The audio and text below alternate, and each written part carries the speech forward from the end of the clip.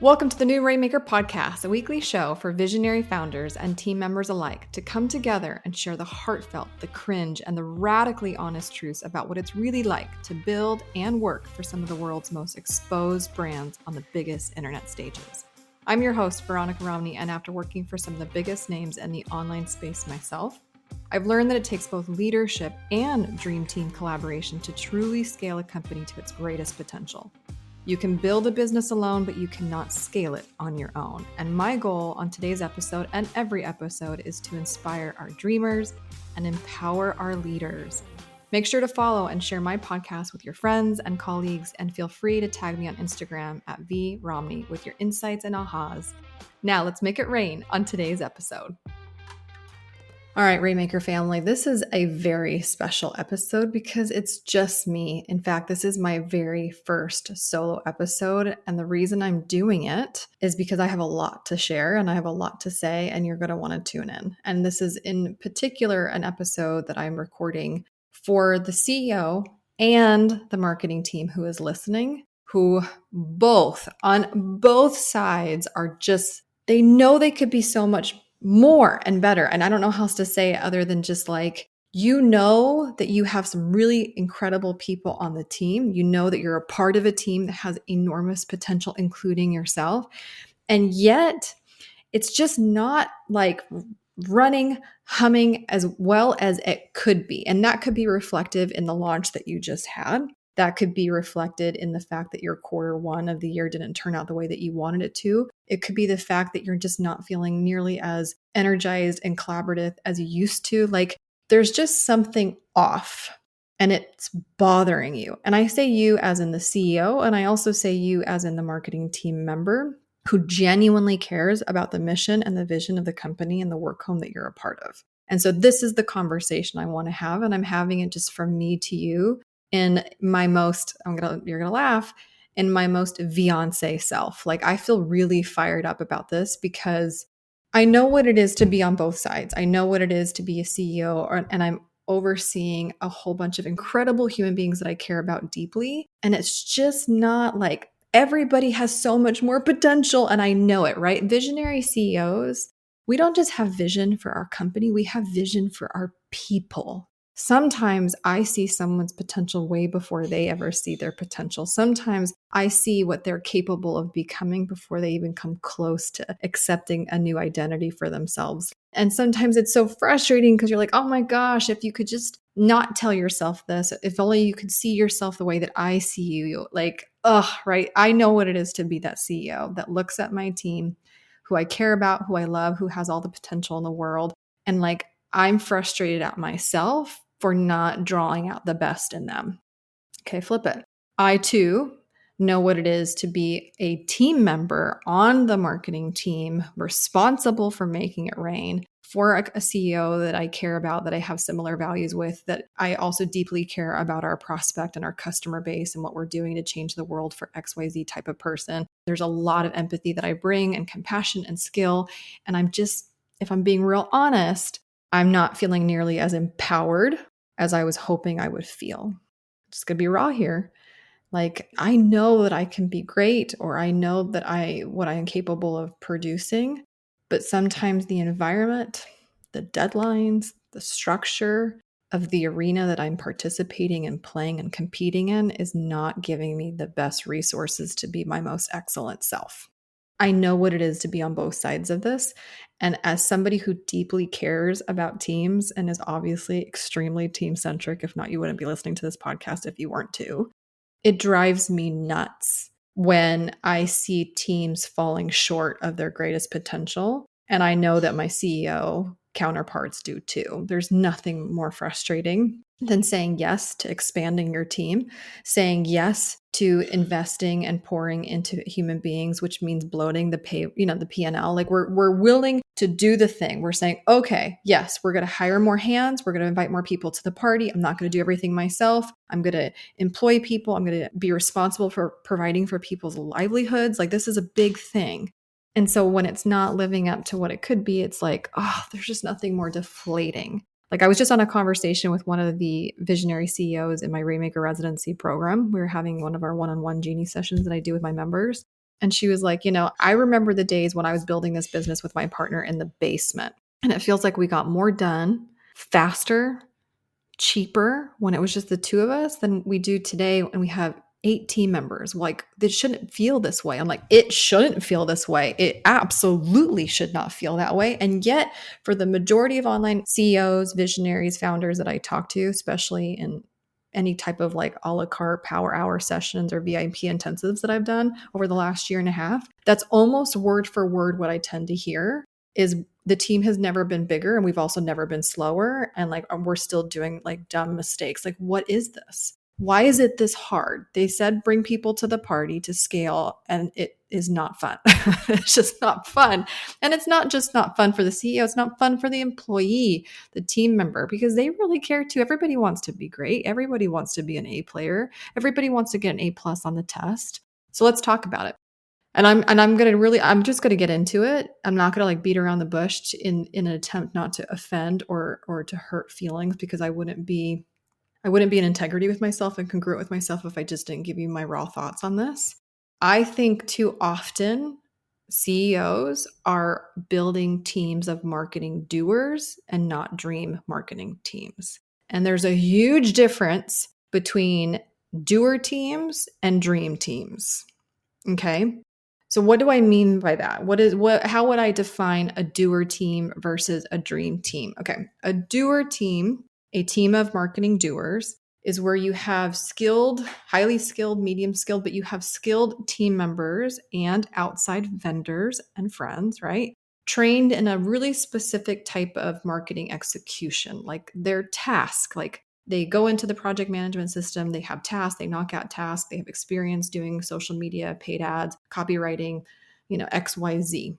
So good examples of this is like you're looking at your cocktail team and you have a social media person in-house or out, doesn't matter. Maybe it's an external vendor. You have a copywriter, again, doesn't matter if it's full-time or you use them on project basis like I do. A paid search manager, a funnel builder, a designer, like you have doers.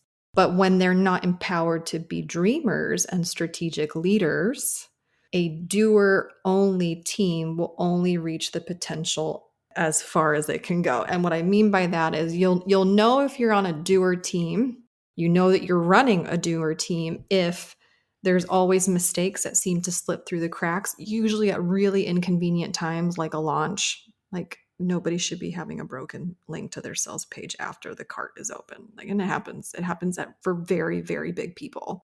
And there's some tears that I usually get in my Voxer when that happens, as you would imagine. You know you're on a doer team when team members seem to be changing seats as often as the game of musical chairs, because you're just trying to get, you feel like you have the right person, but they're not in the right seat, but you want to be, on the bus, that whole analogy, right? You're on a doer team when launches and or any kind of revenue generating event, because not everybody does typical traditional online launches like the way that I'm thinking of, when they're stressful and draining as all get out. And in the opposite, I've run a launch where the team became a team, where we all left energized and it was so fun to jam out and brainstorm. And like, I don't know, I've just been on the other side. Well, I'll get to that in a second. You're on a doer team when everyone seems to be waiting on you, the CEO, and you are the number one bottleneck because you were the one making majority of the final decisions. So hello, decision fatigue. And you also know you're on a doer team or leading a doer team when you're constantly wondering why the freak is it taking so long. By the way, this goes to both sides. The CEOs could be like, I went faster when it was just me and one versus now the team of 6, 7 hands. And like, what the heck? Like you would think more people, we go faster. No. But also on the team member side, from their perspective, they're like, why is it taking so long for me to move on to the next thing? Like there is a bottleneck. Can somebody else look at this? Do I have to wait for the CEO who's out of town? Do I have to wait for this person to approve this thing? I'm just constantly getting blocked on getting to the next thing. So everybody seems to be waiting when you're on a doer team that has not been empowered to be a dream team. Now, in reverse, what would I say is a dream team? Okay, a dream marketing team that you are obsessed with, that you want to play with almost every single day if you could, which I'm a part of that one now. I've ran several ones in the past, and obviously I help people achieve this within my programs, But as far as what I would say is a definition of a dream team, it's a team that energizes, gives more than takes and uplifts and protects the CEO. Like my team, they give me wings, not to be cheesy, but like legitimately, I have some of the biggest visions that sometimes they scare the hell out of me. But having the team that I have, this dream team, and seeing dream teams across the industry that I've helped architect, like they give their CEOs confidence to fly. And also, I don't like the word fail, but like to learn, right? Like it's like when you have a really great partnership at home, like I can be so much braver on the outside because I know that I always have like my spouse who I love more than anything to like also be with me in the hard and to hold me if it doesn't go the way that I was hoping it would go. And that's what a team, a dream team, a great partnership with team members can be like. They energize you, they hold you, they give you confidence. You do bigger things, you make bolder statements because you know your team can like pull it off.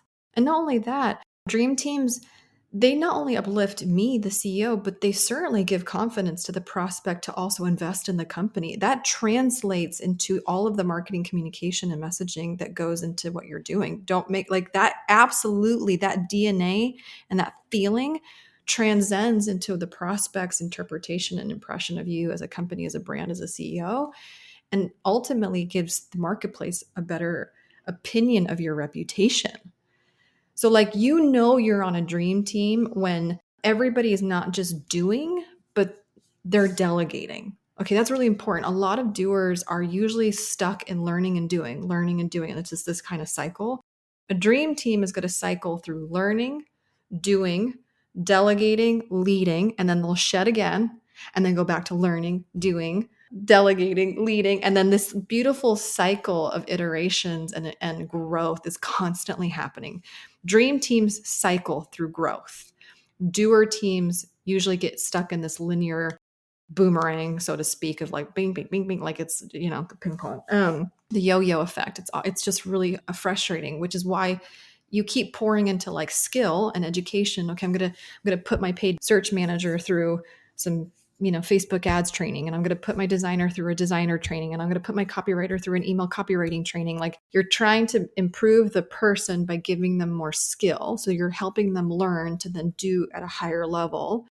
But that's still not enough to be considered a dream team. A dream team does learning, doing, delegating, leading. Okay, so let me say that again. A dream team is doing the learning, the doing, the delegating, and then the leading. Okay, so that's a big difference in almost like the seasonality and the cyclical nature of a dream team versus a doer team. You know you're on a dream team when you have confidence in them, but more importantly, they're confident in themselves. Okay, this is really important. When you're on a dream team, you have more confidence after walking into the team than you did when you started at the team. You have confidence in your own abilities to strategize and make decisions, even if the CEO is not on site.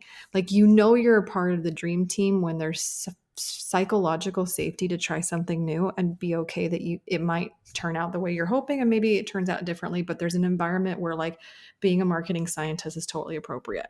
You're on a dream team when you know in your gut that you're working in your zone of genius, that you're doing the right things for the right type of person and caliber and skill that you have, that you feel a natural inclination to leadership. You have a boldness that you didn't really experience before. You are empowered, what I would say, to make the call, and more than one person is making the call. Ha ha ha ha. Can you imagine? So that's a dream team to me versus a marketing team of doers. And I just want to make sure that my CEOs, number one, realize, yes, aspirationally, that is possible. Two, if you're not in a dream team today, that there's not lost hope and it will not take you 3, 6, 9 months to achieve that objective. It actually can take like as little as 2 days, which I'll get to in a second. But yes, dream teams are possible. A team in which everybody is thriving, everybody is in the right seat, doing the right things at the right times, being their most empowered selves is absolutely 100% possible. But now we're going to get into how that happens. Look, and this is a podcast, so I can't just sit here for like 4 hours and just like break it down because no one's going to listen to a 5-hour podcast. But let me give you the top 3 things that convert doer teams into dream teams. Number 1, Making sure everybody's crystal clear on the role that they possess is mission critical. There cannot be ambiguity of who does what for what at one particular time. And often where I can see the problem immediately, and I'm going to tell you this right now. If you handed over your job descriptions for every single person on the marketing team, I would know immediately there was something wrong. There's a lot of Frankenstein roles as opposed to Swiss Army knives, which again, I'll explain in a second. But like, if all that you did is said, here, Veronica, and emailed me every single job description for each individual member of the marketing team or outside vendor, I would point out immediately where I see the shortcomings and where people are playing bumper carts as opposed to driving cohesively down a 7-lane highway at ultimate speed, which is what we want for our really scrappy entrepreneurial startup companies. So having clarity around job descriptions and roles is step number one, which again, I think the reason that we don't have this as a default is because a lot of us didn't come from corporate marketing or from a really strict kind of military background where like these things are already pre-laid out. And most of the time, if you're an online entrepreneur, you're also the entrepreneurial owner that like literally eats what you hunt. So you've possessed every position in the company and then you've had to shed it through different stages of your growth. And that tends to get messy as you shed. It's kind of like cat in the hat when he brings thing one, thing two. And it's just like one mess leads to another mess that leads to another mess. And that, welcome to startup CEO-ship. That is exactly what it feels like. And that is 100% evident in the job descriptions of your team members. They don't like it. They're not thriving. It would be a sense of relief for them if I were to hand over job descriptions that were completely optimized, cleaned up of any kind of Frankensteinness, and empower them to be their best selves where they know how to show up for you. And I can do that for you, okay? Second thing that creates or transforms a doer team into a dream team is the playbook. And again, because we don't have five hours, most of you have KPIs. That's really common. And a KPI is a key performance indicator. So a lot of you on the team are like, well, I have KPIs. Like, kudos to us. We have KPIs. One of my KPIs is social media growth. One of my KPIs is email list growth. One of my KPIs might be very specific launch goals. Like a lot of people that come to me in sincerity that have teams that they want to be better than they are today, at least there's some KPIs on the scene. But what I will tell you, unfortunately, is that KPIs is only 1/3 of what you actually need. A KPI that's not tied to a specific marketing strategy, that's then tied to a specific marketing outcome that is owned by one singular person. We don't want to have lots of cooks in the kitchens when it comes to outcomes, is where a lot of KPIs completely fall short. So you have them and you're told that what you measure is what you can like move, but a KPI is only 1/3 of the perspective of flying the plane. And so it's very difficult when two of the other three components that you need to be very conscious of is completely missing from your peripheral. And that falls down to the right strategies tied to the right outcomes. And it's a whole thing. And again, I'll explain it in a second. The third thing, and probably I would say is the most uber critical piece of this whole thing of transforming a doer team into a dream team, is the trifecta. I have led the biggest mega brand marketing team sizes that you can imagine. I mean, like upwards of like 50, 100 employees, staff members.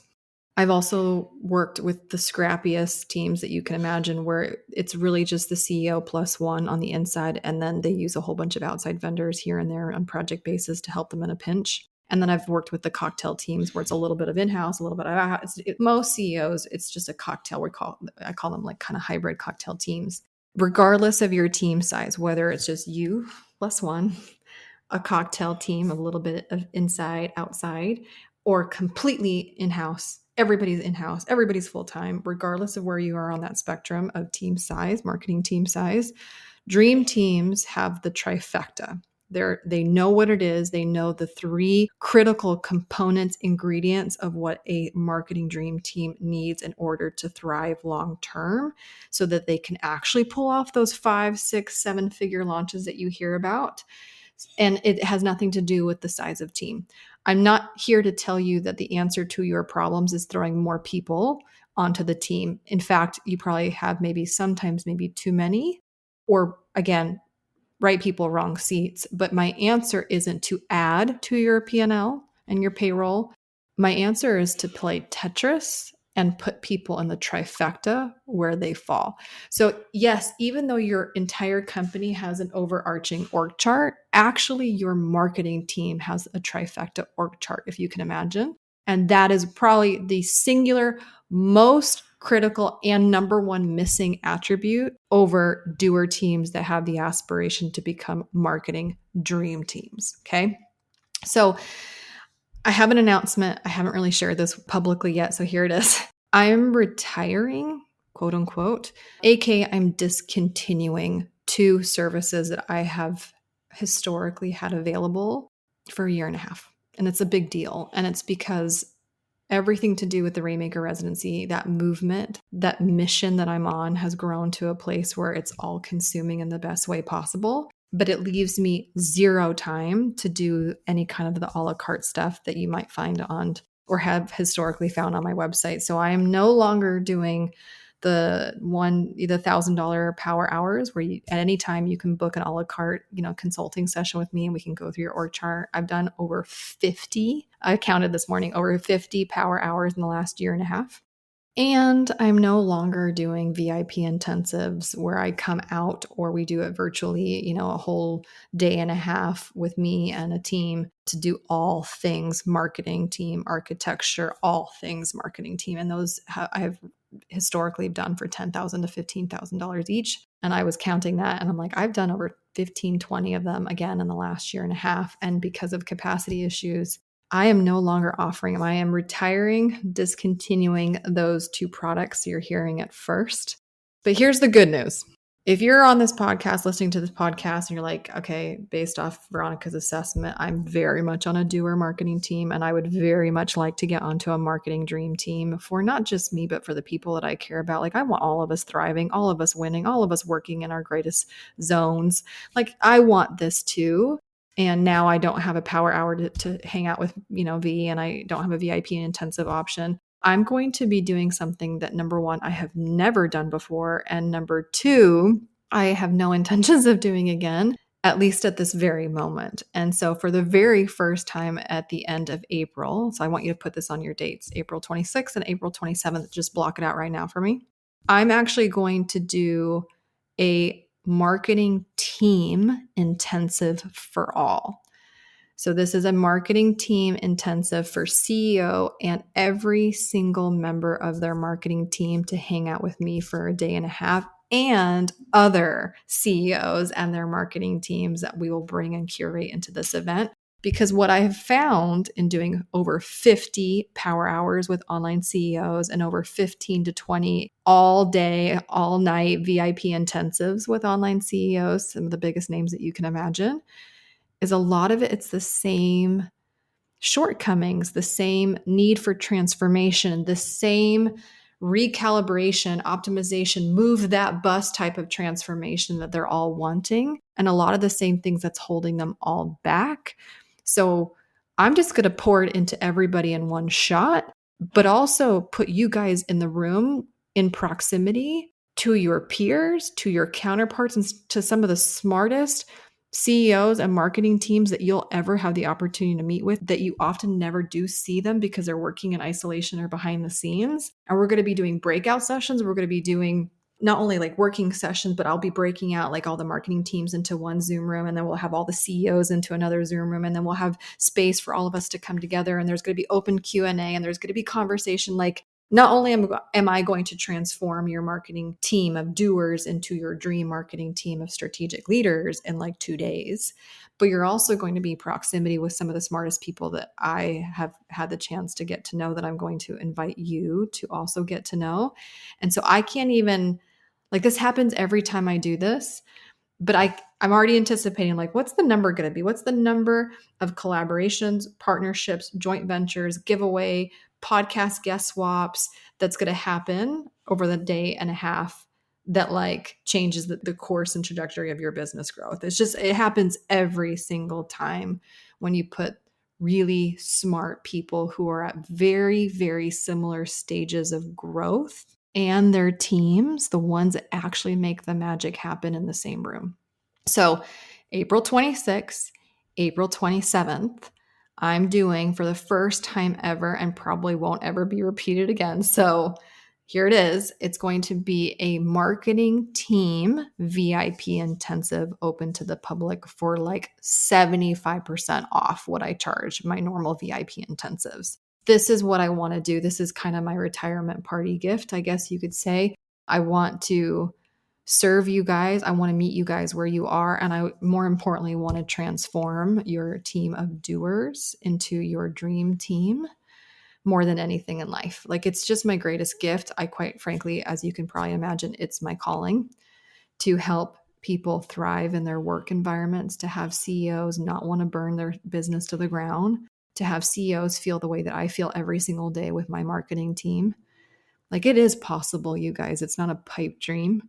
And so even if your Q1 didn't go as well as you were hoping, even if the launch was messier than you were hoping after you did the systems and the softwares and the new SOPs, even if you have felt deflated in the past, it doesn't have to be that way. It is very much possible for you to fast growth this thing, to transform the team where everybody's thriving, to give yourself the permission to be founder, not just head of marketing for yourself. Like, all of that is possible. And so if you join me on April 26th and April 27th, and in the show notes, there will be a link to do all the things and to hang out with us. You should definitely be in this room. It's going to be a really, really, really powerful room. I'm going to essentially compress like months, if not years, into just 2 days. And we're going to just jumpstart and help you finish out the year way better, way smoother, way stronger, with those that you love next to you also feeling how you're feeling. Okay? All right, Rainmaker family, this was a special podcast episode, solo episode about helping you transform your marketing team of doers into your marketing dream team. I'll hang out with you on April 26th and 27th. Till next time. Thanks for listening to the Rainmaker podcast. We believe you can't get real results or have real relationships that last without being real first. If you resonated with today's episode, leave us a review so we can keep serving up the truth and tips that help you become the empowered leader that I know that you are. And always head over to veronicarami.com to check out all the free resources I have for you and the show notes from this episode. Until next time, my friends.